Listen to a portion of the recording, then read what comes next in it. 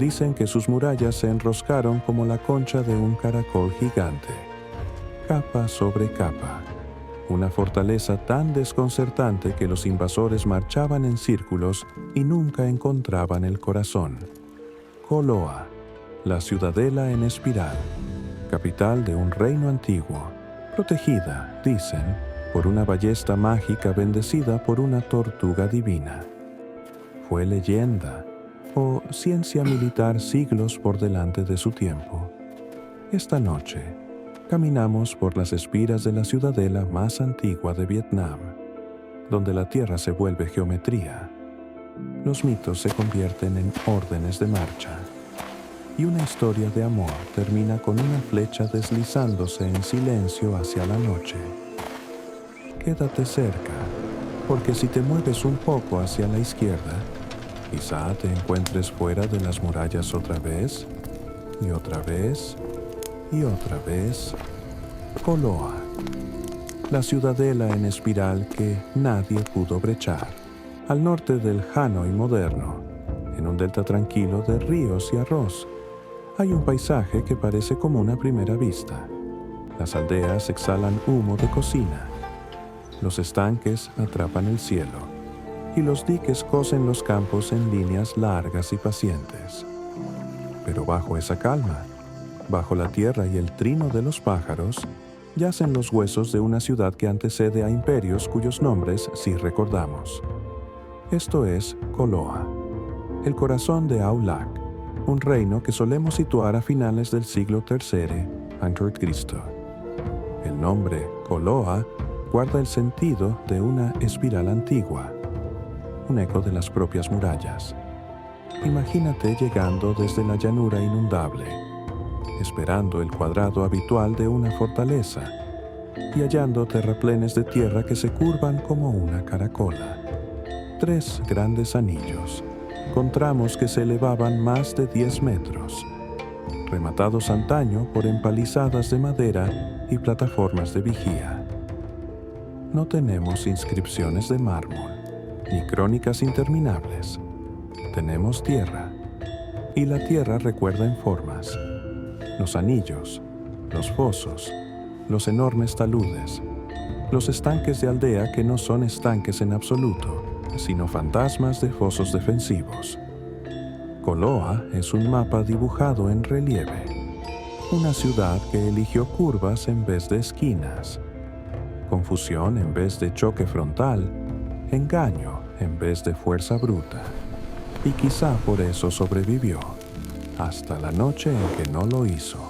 Caminemos primero el anillo exterior, los muros del este y del oeste estirándose en arcos, sus bases apisonadas con cuidado, capa a capa, por miles de manos. El movimiento de tierras es humilde, pero cuando trasladas millones de cestos de tierra, la humildad se vuelve arquitectura. Los fosos al pie de los terraplenes no eran simples zanjas, eran trampas de agua, superficies reflectantes y líneas de abastecimiento. En las lluvias se tragaban ejércitos, en la estación seca alimentaban los campos. La forma importa. Una espiral no es solo bonita. Embudo, demora, apremia al de fuera y serena al de dentro. Los atacantes que avanzan por una curva pierden líneas de visión. No pueden leer el plano. Creen que la puerta está cerca, pero cada giro presenta otra cara del muro. Otro ángulo para los arqueros, otro bolsillo para una contracarga. Y mientras tú marchas, los defensores permanecen centrados, comunicándose a través de los anillos interiores como radios de una rueda. Eso de nadie podía brecharla suena a leyenda, pero piensa en esto. La mayoría de fortificaciones antiguas confían en ángulos rectos y torres. Koloa usa la distancia como arma, el movimiento como máscara. Llegas y la ciudad ya ha empezado a moverse a tu alrededor, aunque la tierra esté inmóvil. Dentro del anillo exterior, el medio, luego el interior, cada uno más ceñido, cada uno más alto. como las cavidades de una concha. Y en el centro, un montículo ciudadela, un torreón y almacenes, lugares de mando y para el artefacto que las historias no pueden olvidar. Las crónicas nos hablan de An Duong Huong, el rey que fundó Aulac y construyó Koloa. Construir no fue fácil. Algo, espíritus quizá, lo desmontaba cada noche. Los muros se alzaban de día y caían de noche, hasta que llegó un visitante del agua. No un general, no un ingeniero, sino una tortuga, dorada, luminosa, un emisario divino. Mostró al rey cómo hacer que los cimientos aguantaran y dejó una garra o una escama para forjar el gatillo de una ballesta. Con esa pieza sagrada, la ballesta se volvió un monstruo, un arco mágico que disparaba 1000 virotes de un tiro, decían, o al menos lo hacía con terrible fuerza y precisión. Podemos tomar lo mágico como mito y aún así leer una verdad. Koloa fue un proyecto militar, un salto tecnológico. La historia responde a una pregunta real: ¿cómo contuvo un reino joven a potencias mayores? Respuesta: con mejores herramientas, mejores muros y una cosa más: mejores historias. Porque la creencia es logística para el espíritu. Un soldado se afirma cuando piensa que el muro está bendito, que el arco está guiado, que el plan es más que un plan. El cuento de la tortuga no distrae de la historia. Es un registro de moral, un diagrama de cómo el miedo se enfrenta con fe y cómo la fe se pliega de nuevo en la estrategia. Tienta ver solo los terraplenes, pero un muro es una promesa y la gente es la prueba. Dentro de los anillos, imagina casas elevadas sobre pilotes de madera, fuegos bajos, cobertizos de tejido, hornos de cerámica zumbando como abejas suaves, grano amontonado en graneros, astiles de flecha curándose en estantes, fundidores de bronce vertiendo metal en moldes de arcilla que crujen y echan vapor. Tambores, sí, los grandes tambores de bronce de la región, sus caras estampadas con aves y guerreros, marcando mensajes sobre agua y campo. Los mercados se pegaban a los caminos interiores, el barro endureciéndose bajo pasos, pescado del delta, sal, laca, tejidos y toscos trozos de hierro, pesados de posibilidad. Cuando vives tras muros de tierra, todo se vuelve una cuestión de peso. ¿Cuánto arroz puede sostener una loma? ¿Cuántas flechas puede alimentar un muro? ¿A cuántas familias puede proteger un foso antes de volverse espejo y no barrera? Los niños debieron aprender la ciudad por anillos, como leer un poema por estribillos. Fiestas, procesiones que serpentean por la curva interior. Sacerdotes, tamboreros y danzantes trazando la geometría que los mantenía a salvo. La espiral no era solo defensa, era cultura, era coreografía, era el aliento de la ciudad.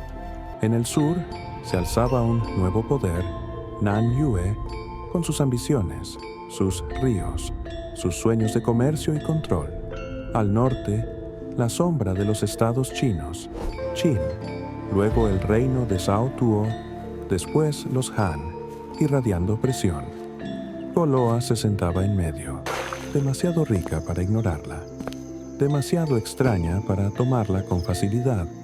Imagina el avance enemigo. Los exploradores alcanzan los diques al amanecer, los juncos se inclinan, las libélulas cosen luz sobre los fosos. Las primeras filas tantean las orillas, encuentran apoyo, y entonces el muro. La tierra amortigua el golpe de las escaleras. Los arqueros en la cresta dejan que la distancia haga el trabajo. Los atacantes giran a la izquierda.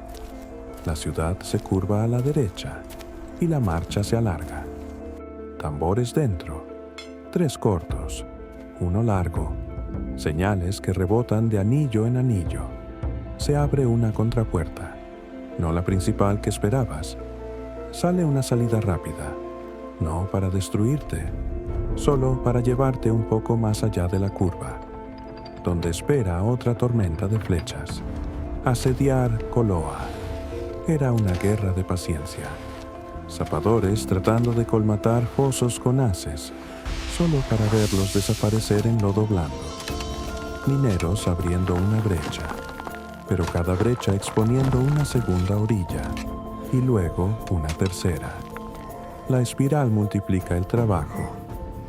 Cada metro ganado debe ganarse otra vez. Nadie podía brecharla, repetía la gente, no porque fuera invencible, sino porque exigía más tiempo, más suministros, más sangre de la que la mayoría de comandantes podía pagar. Y ahora, la hoja más suave. Dicen que Koloa no cayó por fuerza, sino por una línea de confianza, tensada hasta romperse. La hija del rey, Mai Chao, se enamoró de un príncipe de la corte rival, Trong Tui. Llegó como invitado, esposo y espía. A la luz de antorchas y jazmín, las confidencias plantaron preguntas. ¿Cómo funciona la ballesta mágica? ¿Dónde se guarda? ¿Cómo hablan tus muros?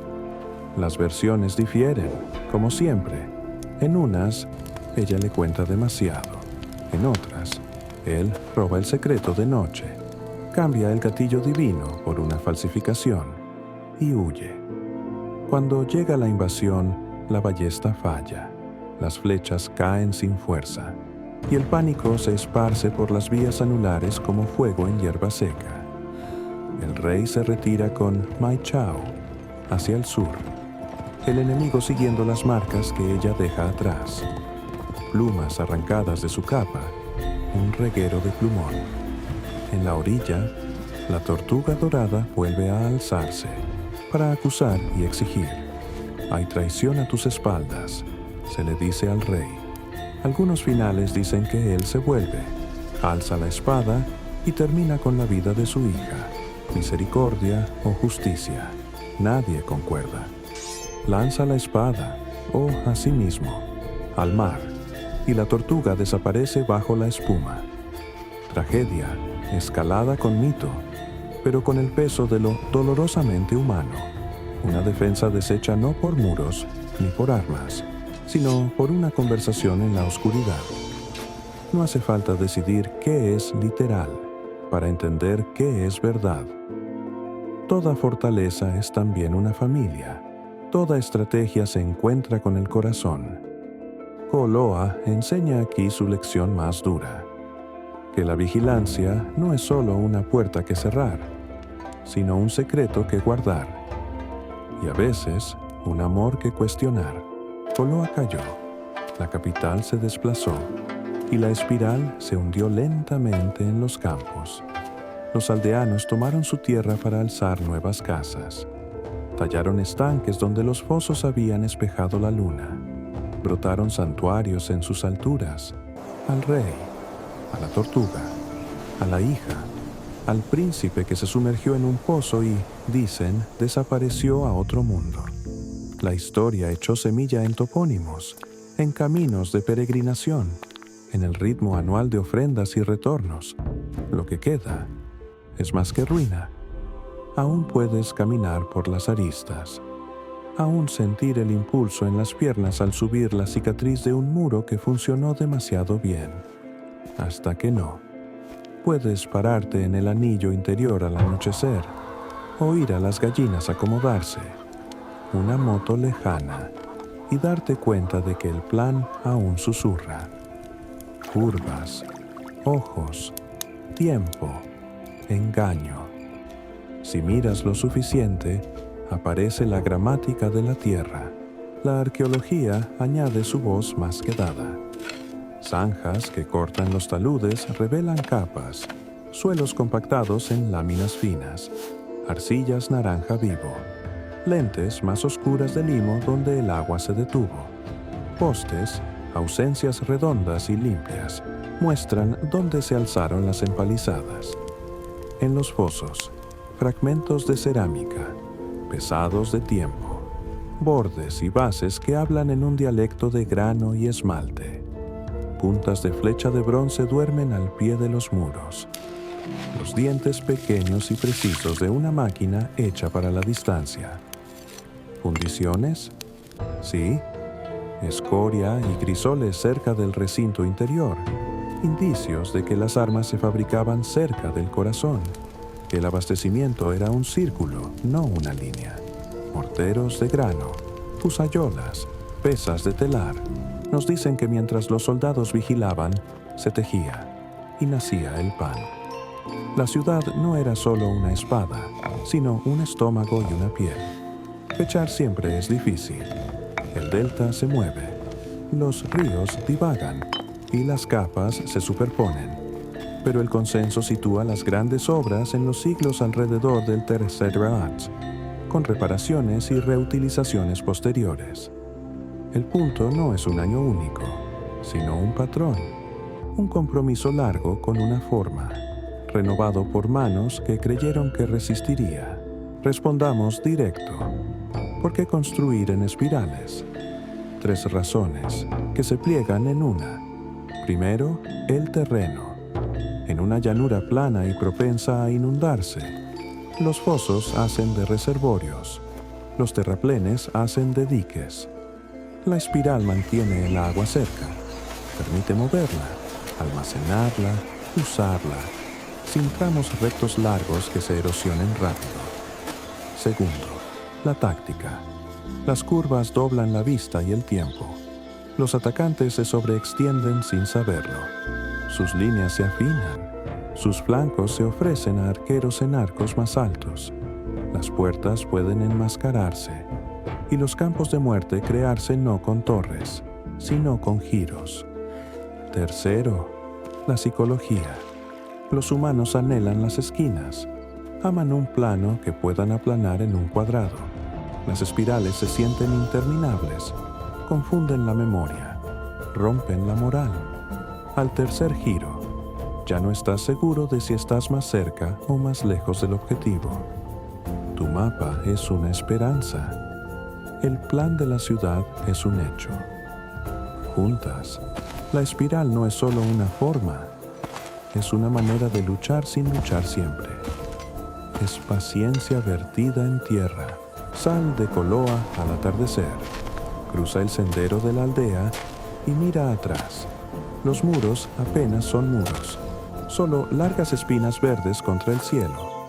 Y aún así, una vez que lo ves, no puedes dejar de verlo. La ciudad enseña a los ingenieros a ir más allá del cuadrado.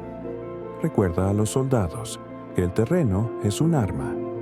Dice a los narradores que un mito puede llevar acero dentro de seda. Sobre todo, habla a cualquiera que haya intentado sostener algo precioso. Construye bien.